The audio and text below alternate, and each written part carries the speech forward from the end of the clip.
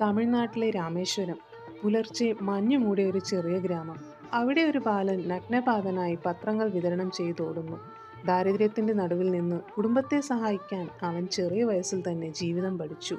രാത്രികളിൽ മൺവിളക്കിന്റെ വെളിച്ചത്തിൽ പുസ്തകങ്ങൾ, പുറത്ത് കടൽ ശബ്ദം, ഉള്ളിൽ പക്ഷികളുടെ പറക്കൽ സ്വപ്നം. ആ സ്വപ്നമാണ് അവനെ എയ്റോസ്പേസ് എഞ്ചിനീയറിംഗിലേക്ക് നയിച്ചത്. കാലം കടന്നു. ആ ബാലൻ ഇന്ത്യയുടെ ശാസ്ത്രലോകത്തിന്റെ മുഖമായി. മിസൈൽ സാങ്കേതിക വിദ്യയിൽ ചരിത്രം സൃഷ്ടിച്ചു.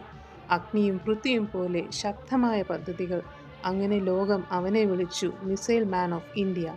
പിന്നീട് 2002 രാജ്യത്തിന്റെ പരമോന്നത പദവി ഇന്ത്യൻ രാഷ്ട്രപതി.